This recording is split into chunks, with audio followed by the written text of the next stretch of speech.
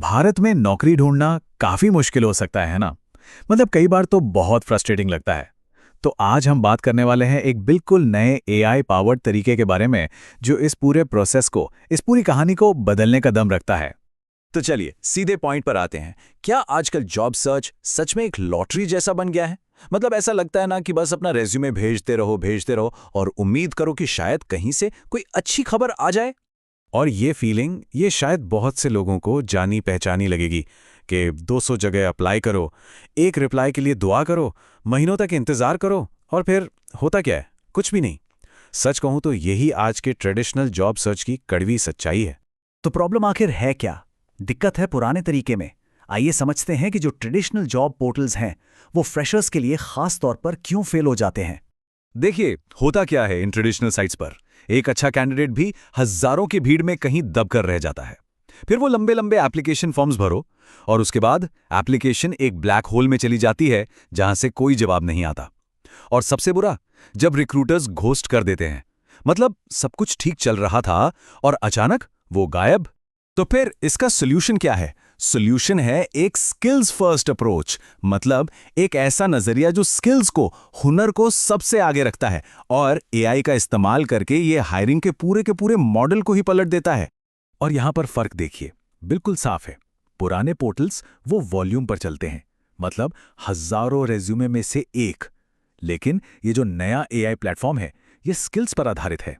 यहां स्किल्स ही किसी को सबसे अलग बनाती हैं। अप्लाई करके इंतजार करने के बजाय यहां रिक्रूटर्स खुद ढूंढ कर पहुंचते हैं। और वो जो महीनों का स्लो प्रोसेस था ना, उसकी जगह अब कुछ ही हफ्तों में एचआर से सीधी बातचीत शुरू हो जाती है। और सबसे बड़ी बात क्या है पता है? ये पूरा सिस्टम भारत की असलियत को समझकर बनाया गया है। मतलब मेट्रो शहरों के तगड़े कंपटीशन से लेकर टियर 2 और टियर 3 शहरों में जो रिमोट जॉब की अपॉर्चुनिटीज हैं, उन सबको ध्यान में रखकर। अच्छा, तो अब देखते हैं कि ये प्लेबुक काम कैसे करती है। मतलब वो एआई पावर्ड रास्ता जिससे जॉब ढूंढने वालों को नोटिस किया जा सके। तो देखिए, ये सब 5 सिंपल स्टेप्स में होता है। स्टेप 1, फटाफट साइन अप करो और प्रोफाइल वेरीफाई करवाओ। स्टेप 2, एआई को अपना रिज्यूमे स्कोर करने दो और उसे बेहतर बनाने में मदद लेने दो।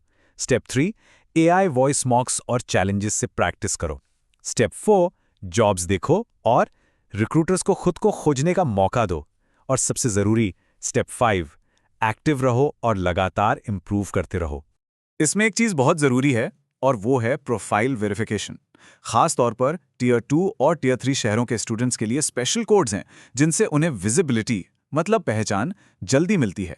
ये छोटे शहरों के कैंडिडेट्स के लिए वाकई एक बहुत बड़ा प्लस पॉइंट है। तो टारगेट क्या होना चाहिए? 85 प्लस, रेज्यूमे का स्कोर 85 से ज्यादा। बस ये वो नंबर है जो रिक्रूटर्स का ध्यान खींचता है। एक बिल्कुल साफ और सीधा टारगेट जिससे पता चलता है कि तैयारी सही दिशा में जा रही है। अब सवाल यह है कि यह स्कोर बढ़ेगा कैसे? इसका तरीका है अपनी अचीवमेंट्स को नंबर्स में दिखाना। जैसे ये लिखने के बजाय कि मैंने इंप्रूव किया, लिखिए कि 40% इंप्रूवमेंट की। अपने प्रोजेक्ट्स और सर्टिफिकेशंस को जरूर ऐड करें। इससे रेज्यूमे बहुत ज्यादा दमदार लगने लगता है। चलिए अब कुछ प्रो टिप्स की बात करते हैं।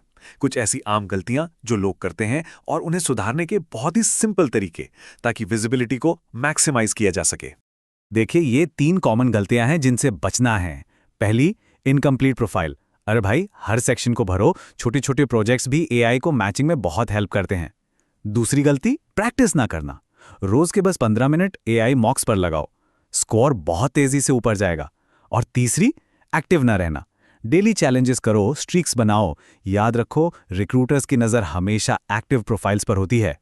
और एक बात हमेशा याद रखने वाली है, जो जीते हैं उन्होंने शुरुआत छोटी ही की थी, रोज प्रैक्टिस की और उन्हें कॉल्स जल्दी आए, यहां तक कि छोटे शहरों से भी।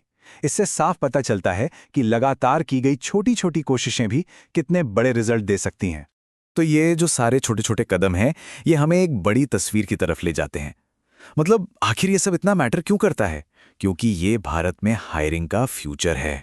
सच तो ये है कि पूरे इंडिया में हायरिंग का तरीका बदल रहा है। अब खेल सिर्फ डिग्री या शहर का नहीं रहा, बल्कि स्किल्स का हो गया है। रिमोट वर्क का चलन बढ़ रहा है और ये जो एआई पावर्ड मॉडल है ना, ये बिल्कुल इसी नए दौर के लिए बना है। मतलब आखिर में इस नए अप्रोच का मकसद सिर्फ एक है, हायरिंग के प्रोसेस को हर किसी के लिए फास्टर, फेयरर और ज्यादा इफेक्टिव बनाना।